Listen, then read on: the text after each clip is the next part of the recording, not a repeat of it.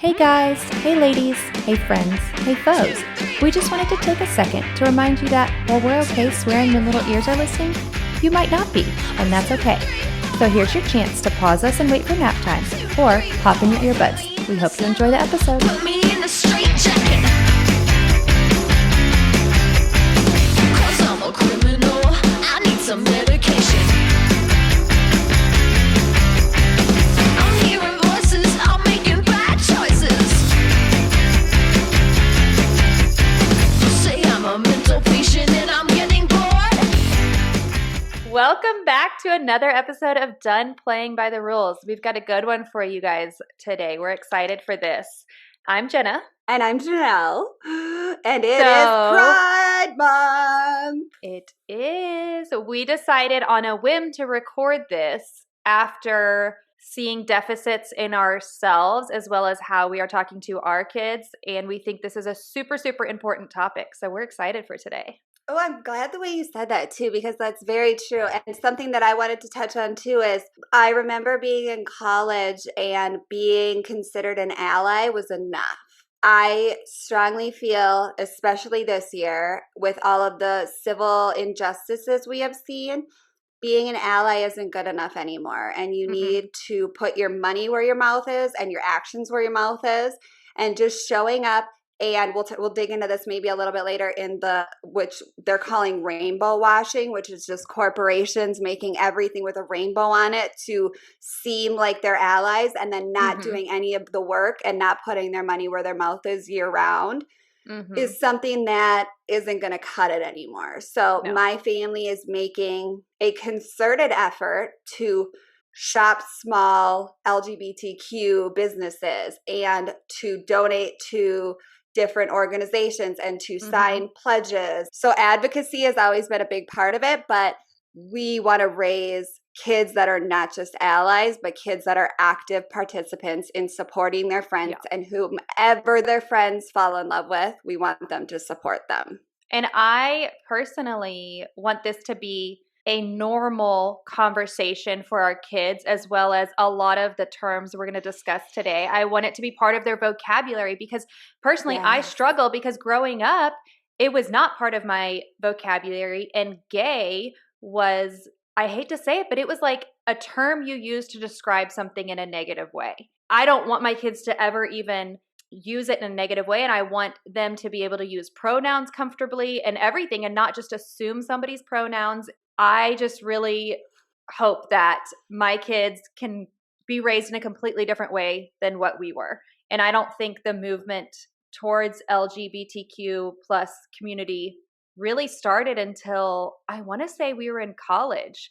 And it was sad because I had a lot of friends who came out after college and they felt like they couldn't do it in high school because there was no support. And so absolutely see that struggle and to know that I knew those people and they were struggling with that internally broke my heart. I think that shit needs to stop. Yeah, and we've talked a lot this last year about all of the struggles that we have under the surface. You just see the tip of the iceberg of a person. And part of the reason this podcast is called Done Playing by the Rules is because we're not going to shove our struggles down anymore and feel alone. That is something that I don't think you and I, Jenna, as cisgender women, can even begin to grasp how alone someone might feel. I was going to pause you because Did I say it wrong? No, you said cisgender, which I had to learn what cisgender was. Okay, let's do a vocab. You scared me. I was like, I'm pretty sure that was right. No, you said it flawlessly, but I had to learn what it was. Yes, cisgender is, from what my understanding, you are the gender you were assigned at birth. So correct. You identify as that, your appearance matches that. Let's talk about what we've learned, because I've even learned things and I felt like I was pretty well versed in this when I went to college, and not to be like I was this, and this. I had a very narrow scope of what it meant to be LGBTQ. And my first college job was at Abercrombie, and I got a crash course in all of it. And really? I knew one gay male before that, openly gay. And when I went to work at Abercrombie, there was majority in my store that I worked at, I'd say 80% of the people were bisexual or gay. I'm this little girl coming from a friggin' Catholic high Mm-hmm. school, and I learned a lot really fast. And then I came to realize that literally we'd be folding shirts and their love was no different than my love. Their Mm-hmm. relationships were no different than my relationships. There was zero defining line between what we were experiencing as young 20-year-olds or Mm-hmm. 18-year-olds. And I was like, oh my God, this is it. Like, we're all one thing. But that is coming from my place of privilege, having never have Right. dealt with the struggles that my friends have had to deal with. And Exactly. so Jenna touched on cisgender. There's a lot of different things that need to come into this in terms of gender, identity, sex. So sex, let's start with sex. Your sex is what you are assigned at birth based on your external genitalia. Your gender can be how you identify or the gender you were assigned. So we have Mm-hmm. gender identity different from gender. Gender is generally seen by a doctor in a clinical standpoint. Gender identity is how you feel, how you present, and how you kind of encapsulate yourself in the world and the you that you want to be. Right. So we need to distinguish between gender and gender identity because gender expression is a lot different than just gender. Right. Let's say gender is so 2008 and gender It is. expression is where let's move towards feeling comfortable with all gender expressions, Mm-hmm. whatever fluidity there is. And that can also change throughout your life. That's something I didn't put a lot of thought into either. I assumed you were born, you felt you were assigned the wrong sex, and Mm-hmm. now you decide you want to be the other one. I just always assumed you're born and assigned a male, but you've always felt a female, Mm-hmm. and you worked your way to female and stayed female. It can go back and forth. Mm-hmm. And it can be in the middle. And there's also not just two sex. There are people that are born intersex, which having Mm-hmm. multiple organs. I just really think that our focus is how to talk to our kids. A big part of that is familiarizing yourself, even vaguely, because I think we need to recognize that this is a completely new topic for a lot of parents. Let's talk about it from the standpoint of something that I really think is important. There is not a parent out there that doesn't want to teach your kids to be nice kids. Now, let's take it a step further. To be a nice kid, you have to be an inclusive kid. Mm-hmm. No one thinks a kid is nice that is not inclusive to everyone. And that's Now, where people get tripped up because not and everyone that's where is people ready get tripped up. Not to be everyone is inclusive. ready. And here's the other thing is you have to make a third jump. So here's step one, you want to raise a nice kid. Step two, you want to get a nice kid, you have to have an inclusive kid. Are you Mm-hmm. going to draw a line there and say, I just want an inclusive kid to disabilities and kids that look different than them? Right. Because I don't see how you can say, I want to raise a nice kid, which means they have to be inclusive or they're not nice, but I'm going to draw the line at who they love. Exactly. This is making me physically angry. And Yeah, now I can I'm tell. going to take a minute. And not only like who they love, but even how they identify. And that's a whole other thing. And it's just, I don't know. I can't even, and Jenna and I were talking about this earlier this week. Let's just break it down even to a really simple, easy to understand thing for parents. Boys with long hair. Mm-hmm. Children that identify as boys with Mm-hmm. long hair. AKA Is it my any son of for your 3 years. Your son for 3 years? I have friends that have boys. There was the boy with the most beautiful law, identified as a boy. Mm-hmm. I'm checking pronouns even in kids, man. And Yes. identified as a boy and beautiful long curly hair down past his chest. And I just would like, okay, so if that's problematic for you to see a child that identifies as male with long hair, is that problematic of that child or is that problematic of something you need to look at yourself for? Right. And what blew my mind is, first of all, my son identifies at this point as a male. He had long hair. What blew my mind were the comments that were coming out of 3 and 4-year-olds' mouths. They're learning that from somewhere. Honestly, it was a form of bullying to my son, as well as parents in stores would say comments to me while my son is sitting there. Why don't you cut his hair? He looks like a girl. Or they would say her, she, your daughter, and I would correct them and say, this is my son, he, him. And they would say, oh, you should really cut his hair then if you don't want him confused. First of all, back off. First of all, I don't give a fuck. Second of all, if he's who said boys have to have short hair? No one has ever said that. Janelle, what do you identify as? You have short hair. Like, I sure do. And everybody thinks it's adorable, but the second a boy does anything that is seen by society not as everyone feminine, sees it as adorable. I have heard comments said behind my back, "Oh my God, she'd be so much prettier, but if she just grew her hair out." Like, who? I'm not going to say. Strangers? I have heard one stranger in a store, and I have overheard via my husband a reference to one of his friends saying it. Like, she'd be so much hotter if she had long hair. Since when is long? I give a fuck what you. Okay, so we're going off on our tangents as normal. However, yes, someone's hair does not define them. Someone's clothing does not define them. Mm-hmm. The way a child dresses does not define them. A boy with fingernail polish does not define them. Mm-hmm. Anybody who is artistic and wants to express themselves does not define them. My son who isn't into sports and loves musicals doesn't mean shit. I want everyone to walk away from this episode. If you are listening to this thinking like, the Bible says man and a woman, mm-hmm. I'm sorry for that rude interpretation. However, if you felt offended by that, let's look at you and say, the Bible says love everyone. It's not your job to judge. So either it's your job or it's Jesus's job. My interpretation is you don't get to take away Jesus's jobs. Right. So let's love everyone while we're here. And if you really think that this is problematic, let your Lord and Savior deal with it. Yeah. Otherwise, zip it. And I am a Christian, but those people who say that a man and a man, people changing their identity, anything like that is a sin. First off, fuck off, Karen, because it's not your business. Second of all, that's not loving everyone. And third of all, so you say you see it as a sin and you can't get past that mindset. So you mean to tell me that every day you're living a sin-free life? No, you're not. You're sinning, and the way you're treating these people is such a fucking huge sin that you're being a hypocrite. So if you see it as a sin, just back off. Lock your doors. Oh, Jenna's dropping her Bible right on the table right now. Okay, well, I had this interaction the other day at the hair salon. You did. And it pissed me off beyond belief.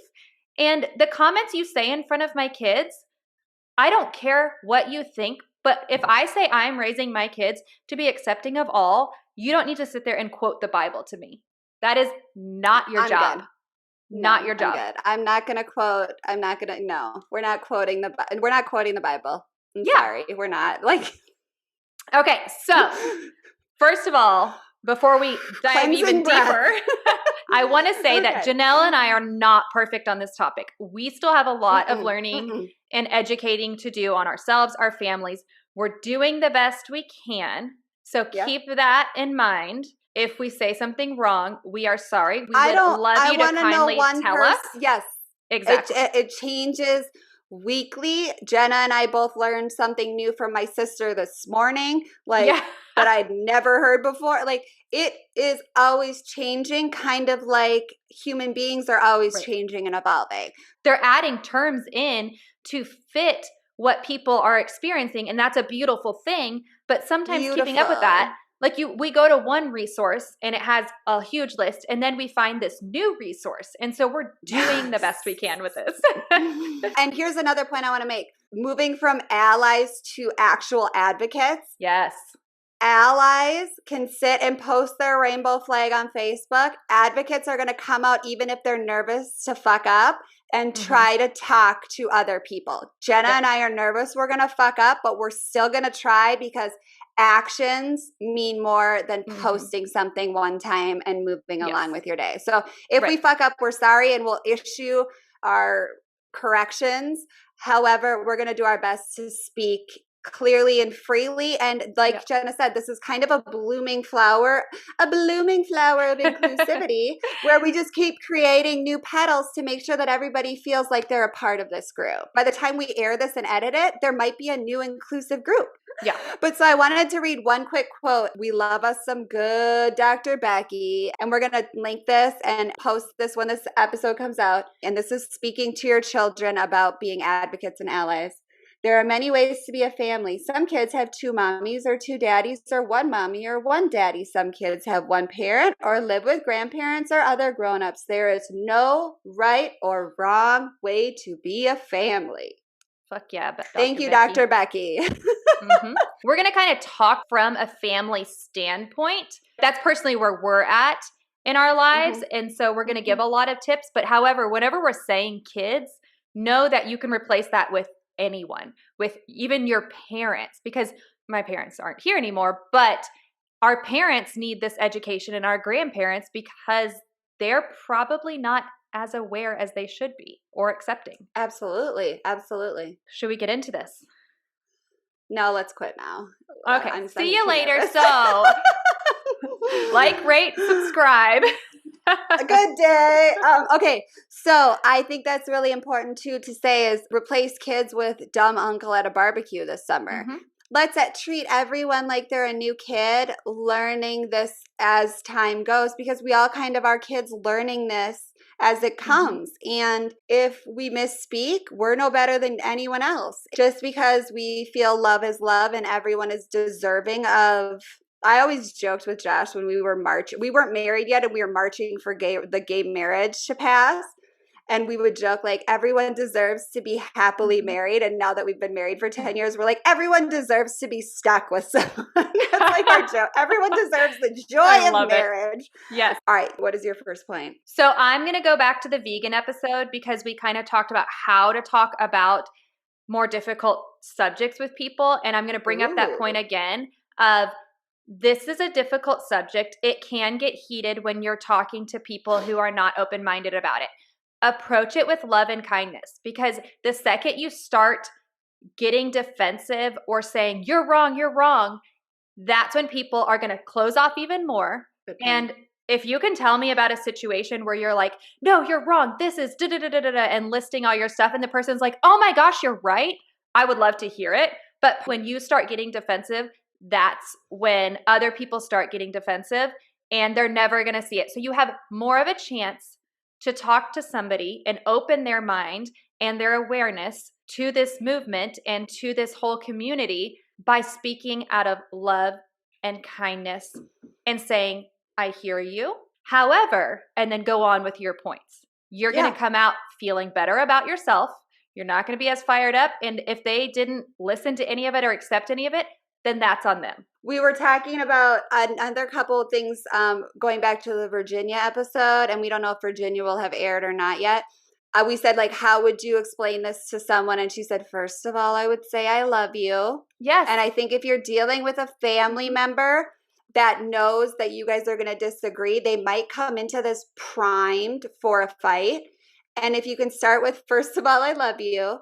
I see this differently than you in this way. That's very fucking disarming. And it's not your job to disarm people. But if you really, really, really want to like make some ground with someone, what if we start with, first of all, I love you? Yeah. Let's start everything with that.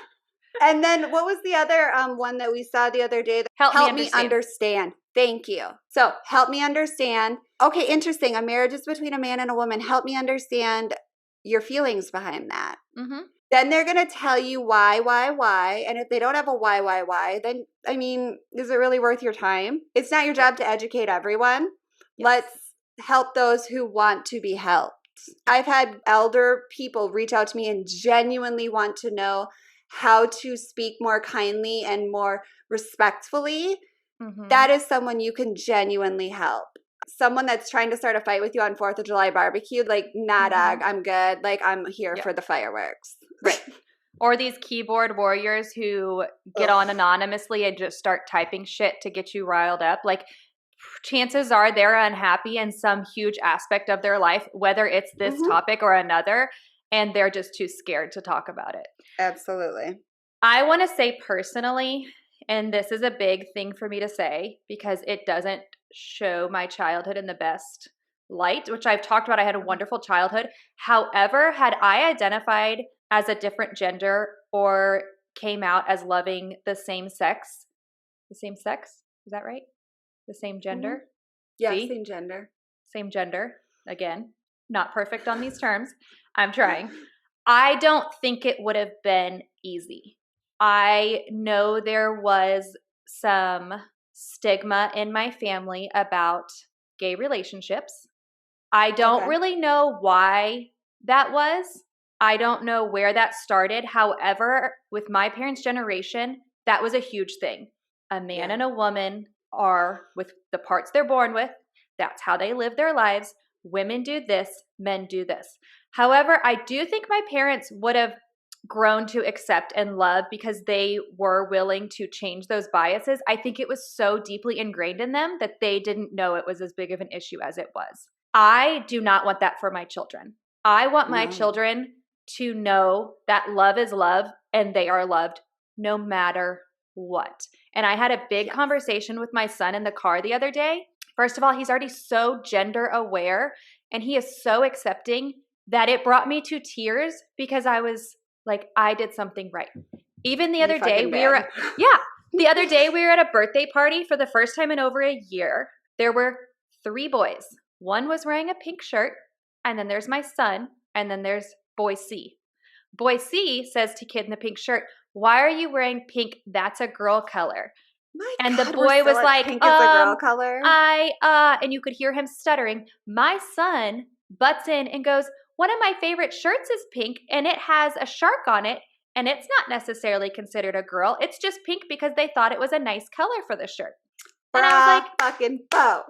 And then it was dropped. But I was like, hell yes. Like the fact that my son wasn't like, "You're right, it is a girl color." First of all, I was so proud that he stood up. Second of all, I was proud that he didn't say, "You're right, pink is a girl color." Like who decides what is a boy color and a girl color? And it's very weird too, is that my kids have said that to me before. Pink and purple are my least favorite colors. My kids will say to me like, "Oh, I got you this because it's pink." That's never been a thing that's been brought up in our house. They don't do it anymore because they know like mom's favorite color is black. But it's something so innately ingrained in them that pink goes with girls and blue goes with boys. I don't think that boy saying, "Oh, that shirt is pink, that's the wrong, that's a girl color," that doesn't necessarily mean shitty parenting, in my opinion. There's shitty parenting, and we can talk about shitty parenting. Boys and girls are just very ingrained that those are their colors. And if we can start pulling away from that, I have an acquaintance that is very anti-gender reveal party because it is immediately labeling a fetus with a color. And if you start to look at these things, it's very strange how we're ingraining this into a 12 or 14-week-old group of cells that this is your color. That's a fight for a whole nother fucking day. Today, we're just trying to teach our kids how to treat other kids on the playground and how to love who they want to love and not think anything of loving who they want to love. Exactly. And teaching them correct terminology, that it's ingrained into their vocabulary. Yes. And respecting pronouns. Exactly. So with that, I was going to say, I kind of want to get into pronouns because Janelle and I have talked about this. When did we start talking about this? A couple months ago. Probably when we started to go back into the world and we had to. No, we started talking about it when you had the person coming over to put in your invisible fence. The individual coming to put in your invisible fence. And so personally, we didn't grow up with pronouns unless you were in 7th grade English and it was part of your assignment to just find the pronouns in the sentence. But I had a service worker at our house and it was very hard to tell what pronoun to use with this person. So I was making a conscious effort to use they, them. And my kids then got into an argument because my daughter was convinced they were a male. My son was convinced they were a female. Did this argument take place in front of the service worker? No, it was after. Oh, bless them. And so I told my kids, you cannot just assume And so then I started talking to them about pronouns. Pronoun is how people would like to be referred to themselves. Yes. So it's she, her, him, he, they, them. And I told my children, when the person comes back, you need to ask them their pronouns. So I knew that they wouldn't remember all those words. So I modeled this, and I'm not going to lie, it was hard and I did feel uncomfortable because it was my first time asking. And so I said, my pronouns are she, her. May I ask what yours are? And I feel like I did catch her a little off guard. First of all, we live in a small town. LGBTQ is not as accepted. And so people aren't as open about pronouns. And so she, which I can say now, said, confidently, well, I'm a female, so she, her as well. And she said, but I am a lesbian and I dress like a male. And she was like, but I mean, a lot of people do say he, him because they don't know. And then we started talking, and it was a great open conversation. And my kids heard this, and I think personally it wasn't perfect. I didn't do perfect, but I think it was a good opener for my kids, and to see how accepting you can be and how to talk to people in a kind way about this instead of just sitting there arguing behind their backs. And I told my kids, I was like, this person's gender is none of your business. You don't need to be talking about this behind their back. If you have a question, you need to ask them when they get back, because this argument between you two is done. It's not your business. So with that, with pronouns, I started doing a little more research. I will say props to Target, because I noticed that they have new name tags, and it says name, and it has their name. So let's say Ashley, because that's a gender neutral name, which I know some people are like, what? But I did know a lot of boys named Ashley. I love and then the it male says Ashley. Pronoun, and it has their pronouns on there. They've been ahead of the game this whole time. Yes. Bravo, Target. And that is fucking rad. I didn't know that. And let me say that pronouns are something that should be talked about openly and often. And it's not just when someone is visibly androgynous. Mm-hmm. It is for everyone. It's not something to call out anybody. It is something that needs to be part of our everyday conversation. That's been a big push on Instagram. Instagram just last week, I think, introduced adding pronouns to your profile. And people said, well, I don't need to add pronouns to my profile. I was born a girl and I look like a girl. And the LGBTQ community actually said, no, we'd appreciate if you did add pronouns, because that normalizes the conversation and helps everyone know that it is respectful. It's the same thing as when you would go to your friend's house when you were in the 80s, and my mom would be like, you make sure you call Mrs. Johnson, and not Linda. The pronoun situation is going to be a part of the respectful conversation going forward. And our kids are going to be, as they go to new friends' houses, they're going to be having to do this on their own. So you doing that, and even though you felt like it wasn't perfect, I strongly feel that an imperfect attempt is better than you closing the door and telling your kids like, shh, we don't talk like that. It's none of our business. Don't bring it up. Don't talk to her anymore. Go to your room till she's gone. And we're not going to like, you faced it head on. It felt awkward as fuck for you, but you modeled something really rad for your kids. Thank you. And I was so proud. I called Janelle after, and I was like, I asked pronouns, and I was so proud. And I was cheering. Right? And my husband's work had everyone add their pronouns to their email. And I was like, hell yeah, y'all did. Right? Yeah. So a way to do this, which my kids and I are now changing the way we introduce ourselves since we're somewhat going into society. You say your name first. You model it. So if you're teaching your kids this, you teach them how to model it rather than just saying, what's your pronoun? You say, my name is Jenna and my pronouns are she, her.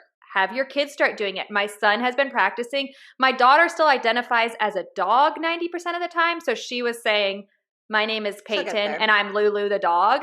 But so she's not quite there, but I think her hearing it modeled is a great example for her. And my son was all on board for this. And he was like, that's so cool. Yeah, let's start doing that. And you'd be surprised how open your kids are. I know. You didn't even tell me this. You sprung it on me on the podcast. And I love when you do that. Yeah. One more tip said that if this conversation or interaction doesn't necessitate a full introduction, then it's just not the best time to ask somebody's pronouns. Just remove them from the conversation. So for example, if a UPS person comes to your door, you don't need to say, "Excuse me, what are your pronouns?" and then address them. Just start using, remove gendered words from your language. They, them. It's hard. I fucked up like 4 times this year. And I think did I call you when I left the mall that one time? And I was like, oh my God, I wasn't even looking at the checkout individual. And I heard a masculine voice. And so I said like, thank you, sir. Because that's what you do in the South. And I was living in the South. And I looked up from my wallet and realized that this individual had a name tag that had a feminine name, a masculine voice, beautiful eyelash extensions. And I was like, not necessary to call people fucking sir at Old Navy. Like, stop it. And so that was a big shift for me, was that. And I called my sister and I was like, should I go back and apologize? And she was like, that's so much worse. No, that was a shift for me where I knew that I needed to remove that vernacular from my vocabulary and start focusing. And we do it constantly now when we're anywhere, even if it's the most feminine woman I've ever seen, she's going to be they, them too. When I'm speaking to my kids, they'll say like, can I have a sucker at Trader Joe's? And I'll say, well, you need to ask the nice cashier, or you need to ask them, or they would be the person you would ask for this, not ask that lady. Exactly. And thank you for that. Like, it is hard. I have a really good friend from home who has a sibling, and growing up, she was female. I believe she dated some males. She was younger than us. However, she has now come out as gender non-conforming and is in a relationship, I believe, with a female. And when my friend and I talk about her sibling, it is so hard to, one, not instantly say your sister, because it's a sibling. You grew up, And 2, her sibling has changed their name. So that's another hard thing to do, as well as my friend's sibling goes by they, them. And I'm not going to lie, it's sometimes confusing. For instance, my good friend was talking about her sibling and she said, they came to visit me. And I was like, well, who? And she was like, said their name. And I was like, who else? Because I assumed it was a group. And it is hard. And so when her and I talk about her sibling, there's a lot of oops, and pauses, because it's not natural for us either. Even though this is her sibling, it's not even natural for her, but she is trying. We grew up in a very similar household, and it's mind-blowing on how much we still have to learn. Do you feel comfortable speaking on this? Okay, so I grew up in a household where I could have been anything I wanted. There was never any judgment on anything. My mom always says, I may have failed you a lot, but I always encouraged you guys to be whatever you wanted to be and whatever made you happy. I would have never felt weird announcing that I was anything other than what I was born as. Do you feel comfortable speaking on what you feel like would have happened had you either? And we do need to separate the two. So gender and sexuality are 2 completely different topics. And so because someone is choosing to be gender nonconforming or gender non-binary, we don't get to assume they're a lesbian or they're gay. Lesbian and gay can be a completely separate conversation that has to do with sexuality, and gender identity is completely separate. Do you feel comfortable speaking on what would have happened had you come out as either gender nonconforming or interested in same-sex or bisexual relationships? Do I feel comfortable? Come on. You? That's why I say that just to be polite, but like I don't mean it. Well, I mean, and everyone knows that I loved my parents. However, I will say that they were flawed, and my kids will say the same thing about me. They love me, hopefully. I know they do. But they'll say I was flawed. Every parent is flawed. Like, yeah, exactly. And this was one of my parents' flaws. I think had I come and said, I don't feel like a female, I now identify as XYZ, my parents kind of would have been like, what are you talking about? You're a girl. However, had I said I was very passionate about it and sat them down and told them everything, my parents were very, very, very open people once they understood the reasoning behind it. But they didn't really know anyone who dealt with any kind of gender identity or gender nonconforming or any of that. So I think this would have just been very like, what is A this? shell shock situation. Exactly. And once their brains caught up with their hearts, they would have been okay. I grew up in such a loving home. I don't think there's anything I could ever do that my parents would have said, we don't love you anymore or we love you less. So if this is me and this is what it takes to love me, they would have eventually come around. I would have been very nervous to bring it all up to them. I think if I was questioning any of it, I would not have felt comfortable talking about it with my parents, unfortunately. Okay. Had I come out as loving a gender other than male, I think it would have been a similar situation. I think they still would have loved me. I think it would have been a growing experience for all of us in terms of learning for them to accept that, as well as how to talk with me about it. I don't think it was something they were very comfortable talking about, but I think it would have been okay in the end. I just think it would have been very recognize that place of privilege that you come from even there. I come from a very high place of privilege when it comes to sexuality because my parents wouldn't have batted an eye. You come from a place of privilege where they would have learned to understand and accept it. There are millions of people in the world that don't come from that same place of privilege, and their parents say, good day, wash my hands of this. Real quick, because this one gets me fired up. People who say, I identify as a male, even though I was born and my birth certificate says female, and the parents don't ever respect that and still call that person by their birth name and their birth gender. Like, we are very privileged that our parents would have very privileged accepted this. And again, if you are one of those individuals, we love you and we see you and our hearts hurt for you. And we are going to do our best to raise kids that don't let this be commonplace anymore. Right. Because it was interesting personally growing up, we had gay neighbors and my parents loved them and respected them and included them. However, when stuff on TV came, I think TV was starting to get a little more accepting, maybe like early 2000s, late 90s, towards having same-sex couples like Ellen. And there was another one. Will and Grace was my favorite. Right. Will and Grace, my parents accepted a little more, but Ellen, I think, was like one of the big breaking ones. And my parents stopped watching it because of that. And so it was kind of confusing to me personally because they loved our neighbors who we knew personally, but then we weren't allowed to see it on TV. And I don't know if it was because it was two females versus two males. I don't know if that had something to do with it, or I do think there could be. Yeah, I really don't know. Had that interaction not happened, I think I would have felt a little differently because they were so accepting of our neighbors, but I don't know. But remember, I talked in a previous episode where the first exposure I ever had was I was at Taco Bell with my dad, and they used to have newspapers on the table. And I picked up the newspaper, and it said singer Melissa Etheridge comes out as gay, because they didn't use I don't know if they said lesbian or gay. And I said to my dad, I said, well, what does that mean? And he said, well, that just means that she loves women. And I said, oh, well, I'm going to stop listening to her music then. And he said, well, that's a super stupid reason to not listen to a rad rock star.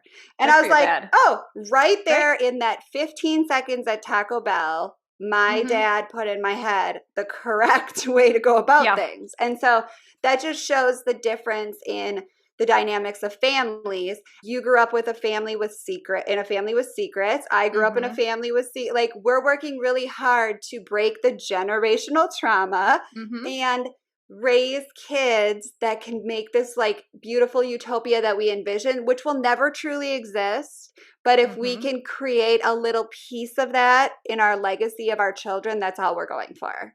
Amen. Even if we're not perfect, even if we're not fucking perfect and we say the wrong thing once in a while. Which we will, because we've lived 30 Because I'm some going to years. call Like, the lovely individual at Old Navy sir for no right? fucking reason and embarrass Exactly. myself and feel like I'm going to throw up in the car afterwards because I'm such a fool. Another lovely thing Dr. Becky says that I need to say to my kids more often, as you get older, you will figure out who you have special feelings for. Only you'll know the type of person you want to be with. As for me, I'll be here listening and here to support. That gave me goosebumps. First of all, can we start Isn't using it special feelings? special Like, feelings? I love that. And that was another thing I found in my research, which I had never really given a lot of thought to. In regards to significant others, you can have romantic feelings for someone and sexual feelings for someone, and they can be opposing genders or non-binary. They can be different. And so I might feel romantic feelings towards gender identifying males. I feel sexual feelings towards gender identifying females.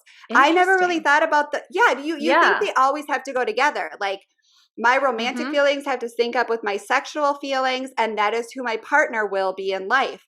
But you Mhm. can have different feelings for different groups, and so the special feelings aspect of that comes in. Yeah. I might have special romantic feelings for one individual and special sexual feelings for a different individual, and that's okay too. And so we have to bring that into the fold of this conversation with our children as well. Yes. And with that, I want to say, do not assume your kid will grow up to be straight. If you have a son, don't talk about just growing up and marrying a woman / having a girlfriend. Yeah. When you talk about relationships, it needs to be all inclusive. I've had people, now that my son has a lot more relationships, say, oh, well, who is your girlfriend? Well, why does it have to be a girlfriend? And Yes, so that's I something agree. we're trying to break in our household. We could start saying, who's your special person? Oh, who do you have special feelings for? Yeah, I feel like that is like it. such a more, I feel like that is such a more understandable, like, who's your girlfriend? Oh, I don't know. The person I have to buy her an anniversary card. Like, that's so abstract to a little kid. Like, Right. who do you have special feelings for? Who gives you special feelings? And I think it's important to like differentiate in terms of calling people your girlfriend or your boyfriend, because right there we are assigning a defining gender line. Right. Even we're not saying who's your partner, who's your special, like, let's talk about special feelings and let's make Right. that a call to action instead Yes. of who's your girlfriend, who's your boyfriend, because it might not be either. Exactly. And with that Ooh. is assess your language at home. So are you using gender specific language at your house? For example, which we've talked about in men's mental health, boys don't cry. Men are tough. Ladies don't XYZ. Whenever my daughter sits with her legs crossed or her legs open and she has a dress on, I've had people be like, Not ladylike. that's not ladylike. No, let's just say, hey, if we're wearing a dress, let's keep our legs closed. If we are wearing a dress. First of all, that doesn't identify my daughter as any gender. Second of all, it doesn't specify that only females wear dresses. Anyone cries. No one has to be tough. Everyone can be tough. And with that, let's also talk about holding kids of all genders to the same expectations. Love Women that. Tell me don't how. have to cook. Women don't clean. We all clean. It does not matter your gender. It does not matter your sexual orientation. None of that matters. Boys play sports. No, everyone plays sports. And same with My expectations. boys don't play sports. Right. Men are supposed to care for their families. No. What if there's not a male, somebody who identifies as a male in that household? Who takes care of that family? Yeah. We need to cut those gender-specific expectations and vocabulary out. And you and I think had a crash course also in what we talked about earlier, with some families have grandparents and some families have other grown-ups. And so I think you and I spoke about this once, but I remember somebody asking me, like, how do you approach the topic? There was a kid in our kids JK class that was had grandparents that were doing some caregiving. And we talk about who's your grown-up. We don't say who's your mom, who's your dad, point me to your mom and dad. We say who's your grown-up. That takes away a lot of the weird, like, who's your mom, who's your dad? Oh, I have two dads. Like, what if we just say who are your grown-ups? And I mean, single moms. So that's not any less a household in a family than somebody with two moms, somebody with three moms. Like, You never know what a family constitutes. And just because you do it one way does not mean it's a family and that's the only way to do it. Wait, are we judging our neighbors or are we not judging our neighbors? What's the Bible say about this, Jenna?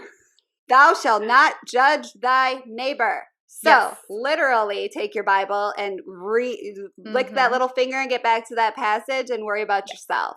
Well, and the whole passages that say man and woman, my viewpoint is that is outdated language, as well as a lot is outdated language. Times have changed. Majority of the Bible does not completely apply to today's society, and we have had to change a lot of those words to fit society because we are such an evolving society. Creature. Yes. And so let's just change that too. Man and woman does not mean man and woman, in my opinion. Love is love. And you hear us open this episode with, what do we start with? Ladies and gentlemen, friends and foes, because ladies and gentlemen is an outdated introduction. We want to include everyone. And I had one of my girlfriends that I was in a group with. Her name's Kristen. Shout out.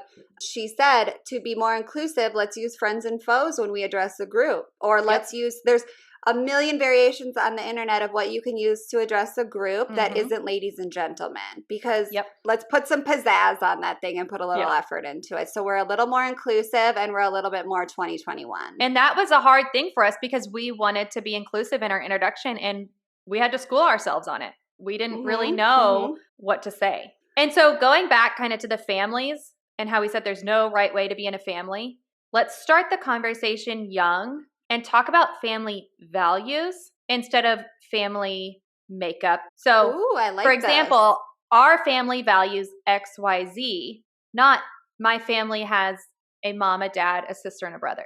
Like, let's talk about the values. And if your values don't align with somebody else, then maybe that's not a family you should hang out with or associate with. However, if their family dynamic is different, that should have no impact on how you interact with them or if you interact with them. And I think we need to start that conversation in our household at a very young age. I love that. Yeah. So what do our morals align with? Not what do our opinions align with. Exactly. Okay, so let's get into a little bit more kitty kid stuff. Kitty Kidder Town. Okay, I want to read one more Dr. Becky. She did a Pride post this morning, and we'll link it up when we release the podcast. But I feel like we said with Who Gives You Special Feelings, here is another important caveat, and I think this might lead right into what you're going to say about our kitties. Our number one job, this isn't Dr. Becky, this is me. Our number one job as parents is to make our children feel safe, secure, and loved. So use that in this quote. Many adults choose a partner, someone you have special feelings about, someone you might want to live with one day or have kids with one day. The most important thing about a partner is that it is someone you love and feel safe with. Yeah. She's bringing it today. Okay. For kids. Kids. If your kid has a question and you don't know the answer to it, which happens to us daily, whether it's about science or gender. Your house has so many questions versus mine. My house has like 5 questions a day. Yours has 5,000. Yes. You invite them to learn with you. So you say, actually, I don't know. Let's research this together and learn together. Or go to the library or look it up on the internet after your brother goes to bed. Like, make it something special that you learn about together. Oh, I like that. Exactly. If your kids start showing signs of gender stereotypes, and once again, the word kid can be replaced by angry uncle at the barbecue or Karen at the barbershop, challenge their questions by asking them why. Chances are their why is going to be outdated or misinformation. And so now here is your time to kindly give them the correct information about the subject. I had a big talk with my son the other day in the car about gender, and I was very surprised and proud how he thought of gender. Our conversation flowed. It had a lot of good points, and he even brought up the whole topic of women having babies and how if two of the same gender want to have a baby, how they have that. And he was just so curious as well as accepting, as well as he made a lot of good points. And I was also very surprised on how aware he was, but in a positive way. And it just was so beautiful to me. Also, we have a same-sex marriage couple on our street. And it was kind of eye-opening to me. Like, I kind of wonder if my kids are going to say anything or notice anything. Their only question was, why don't you have kids? But they say that to anyone who doesn't have kids because they think that everyone wants kids. And so we've had that talk on infertility, as well as kids aren't for everyone, just like skateboarding's not for everyone. And that's a good way to put that, because I haven't had, my kids don't ask questions about anything. And so I haven't had, that's a really good way to put that though. Like kids aren't, I mean, I'm not even sure kids are for me at this point. I'm 7 fucking years into it. But and 2 I think kids that's later. a good way to put it. They just showed up one day and now it's a nightmare. It's a circus nightmare. Exactly. But I think that's a really rad way to put it. Like kids aren't for everyone, just like skateboarding isn't for everyone. And then you move along. You don't need to sit there and be like, tell me your feelings on if you're going to have, like, let's not start putting our kids in boxes. Like, I hate when I hear someone say like, I can't wait for you to give me grandbabies one day. Knock that shit off. That is pressure. That is putting them in a position that is binary. It doesn't give them options. It makes them feel a pressure, and it's something for you. It's not for them. Exactly. And like, let's chase our careers if we want to. Like, who says we have to have kids? Like, the first time my kid says, who says I'm going to have kids? I'm going to do a dance in the street. Exactly. Exactly. Yes. It's just kind of interesting to see your kids. They're born naturally inclusive, I think, personally, and accepting. And then we start to put our stigma on our kids. And I think they're born as, they are blank chalkboards, and you are modeling an accepting, inclusive household to them. So they are naturally more inclined to lean that way. And your kids are very inquisitive too. So you get a bonus. But that's the same thing. Like you said, you've been locked up for a year. The first time you leave the house, you run into some woman who's going to quote you Bible scripture at the hair cutting place. Like, we're going to walk out of this pandemic and this is all going to hit. And our kids are at that perfect ripe age where they're going to go inclusive, non-inclusive. And this is an important time to have this conversation, because as we all re-enter the world, let's make it more beautiful and accepting and loving instead of, ew, you run like a girl and you're a pussy and you're the. And let's show our kids how to interact with those people who have these strong stereotypes and thoughts. Because let's face it, if they're in any kind of social situation in the world or watching TV, chances are they're going to hear something. Even TV is so stereotypical. It is. It really is. Very gender stereotypical, yeah. And so also take a look at your house, which we have done in terms of race and religion. Now I think we need to include identity in that personally. Same. So you want to see what your kid is exposed to. Are all your kids' books / TV shows about a certain type of family structure? If so, let's start to diversify that. And you can do that in so many different levels: race, religion, family, careers, everything. So we had a son first, and then we had a daughter. And everyone's like, oh, you probably don't have any toys for her. And I'm like, what do you mean? And they're like, girl toys. So then, of course, people felt the need to get us dolls and strollers and all these cute little things. My daughter likes trains and dinosaurs and Godzilla. I ain't never seen a doll or a stroller out in your house. Nope. Exactly. And if it is a stroller or something with wheels, it's used as something to a weapon. Exactly. Or like a construction site. Like, that's just not her jam. A ramp for a Hot Wheel.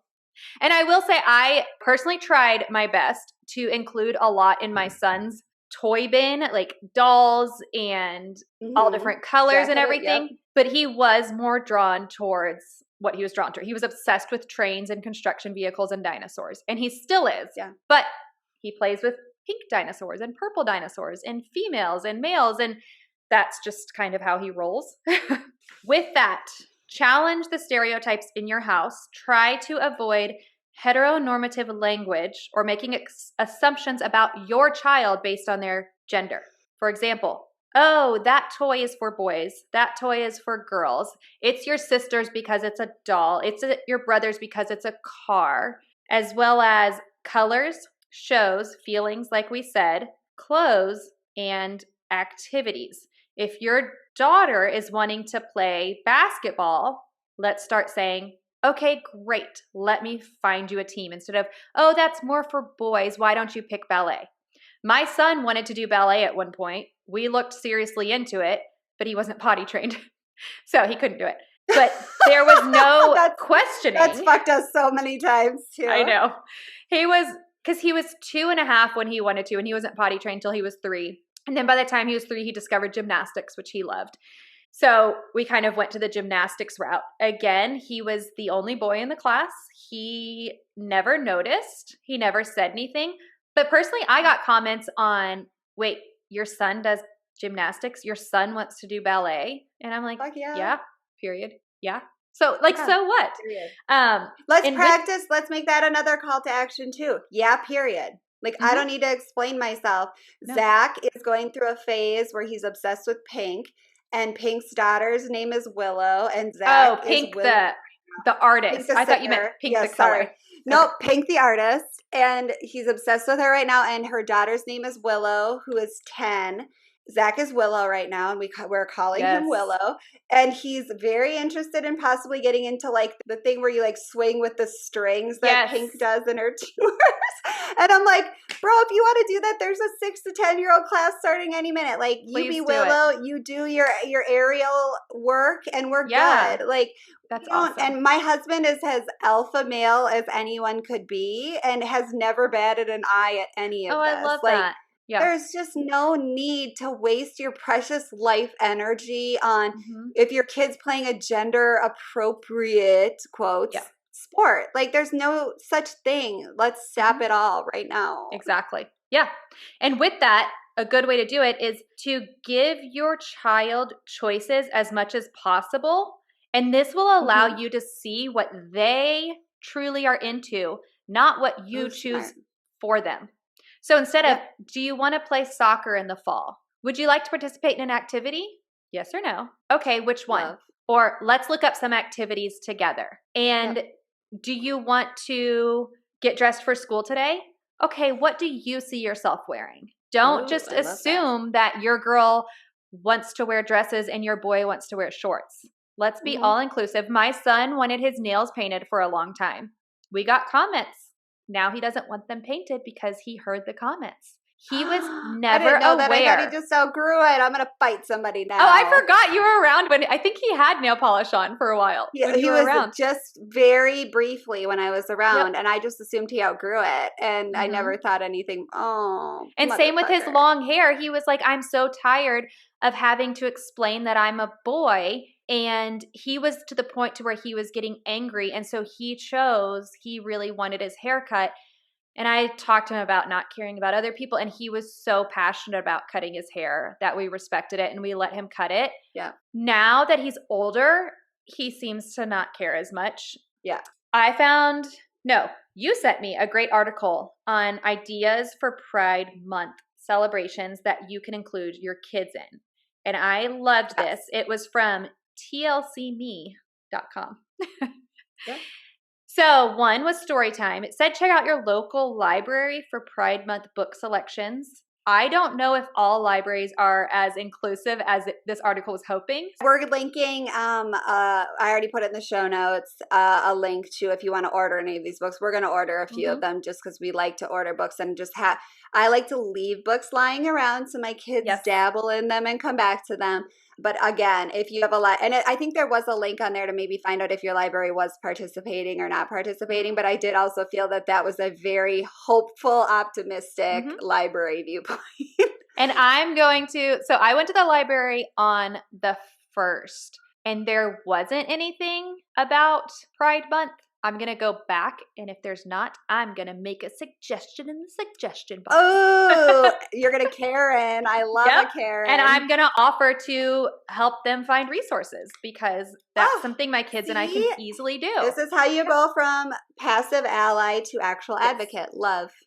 And I want to make sure that there's resources for our kids. The second one was take a pledge. So check out, which we'll link, It Gets Better Project with your kids. And there's videos about people sharing their stories and how it gets better. And then as a family, take a pledge to speak up against hate and intolerance. So this would have to be done after you give your kids the tools on how to speak up, obviously. And Yep. you have to make sure if you're taking this pledge that you're willing to speak up. Well, you're willing to do the work. Cycle. You can't just take the pledge and then be like, cool, we're done. We took a pledge on the internet. I made the pledge this morning and it just auto-filled it and that was the end of it. Now I go back and I make sure that we do the work of inclusivity. And I think we should start with the inclusivity part of it. And that talks a lot about privilege and things like that. Because our kids are so young. If you have older kids, I think you can jump right into the gender and sexuality parts of it.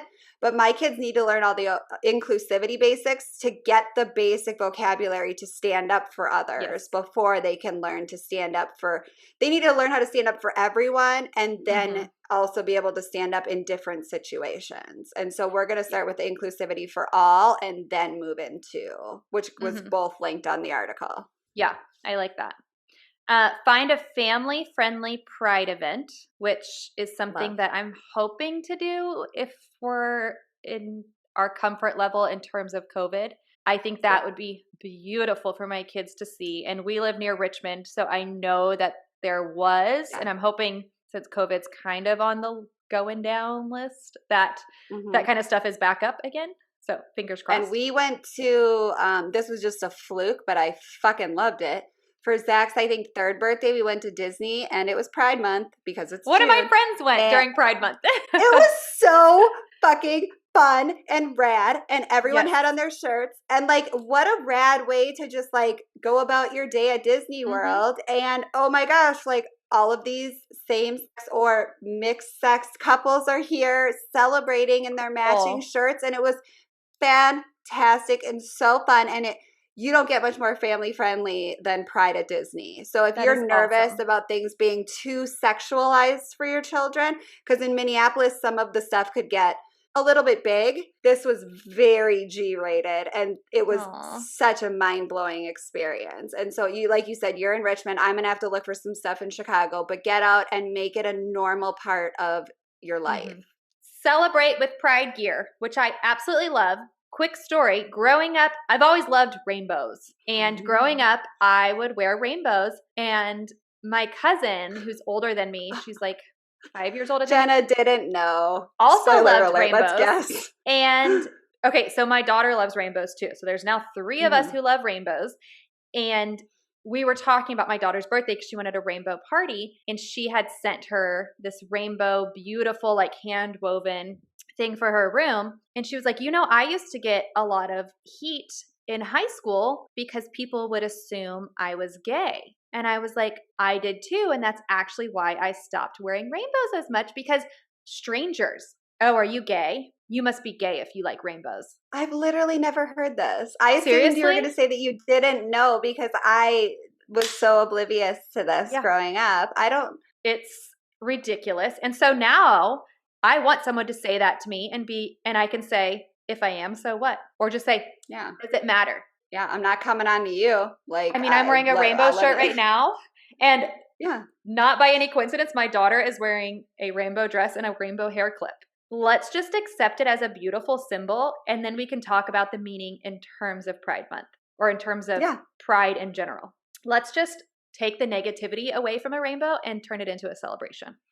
And let's also make sure that when we're supporting businesses that are rainbow washing, quote unquote, which is just putting up a rainbow to make money, let's make sure they're doing the work. And let's make sure we know Target's doing the work. So buy your rainbow shit at Target if you want. But let's make sure we're not just buying from someone because they posted a rainbow thing to get your money and make you feel like you're being an accepting individual.